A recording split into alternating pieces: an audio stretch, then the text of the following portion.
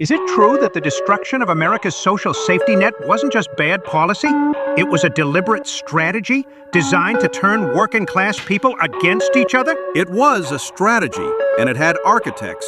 After the civil rights movement, wealthy elites faced a serious problem. The top tax rate on the richest Americans sat around 70%. Public support for government programs, housing, healthcare, Social Security, was strong. To slash their taxes and deregulate their businesses, they needed the working class to turn against those programs. How do you make people hate something that helps them? You convince them it's helping someone else. Political strategists like Lee Atwater recognized they could weaponize racial resentment, frame government assistance as free handouts for lazy minorities, get white working-class voters angry enough at the perceived beneficiaries that they demand the programs be cut entirely.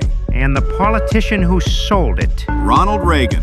During his 1976 and 1980 campaigns, he repeatedly told the story of a welfare queen, a woman gaming the system, living off government checks. The actual case he based it on was a single unusual criminal case.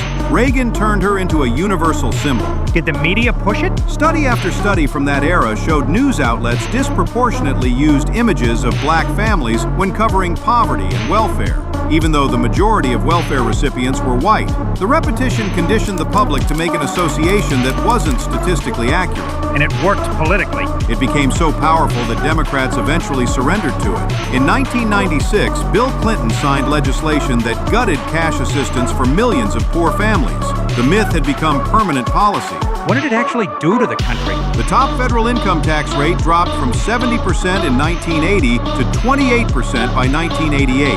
That kicked off the greatest widening of wealth inequality in modern American history. Public infrastructure, roads, schools, water systems, was left to decay because investment in public goods got branded as socialism.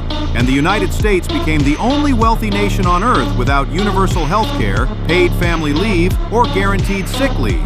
So the people who voted to cut these programs were in large numbers the same people who needed them.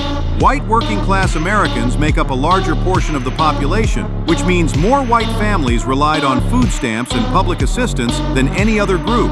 By voting to dismantle those programs, they removed the safety net from beneath their own communities. They were convinced to drain the pool so their neighbors couldn't swim in it. And then they drowned. And then they drowned.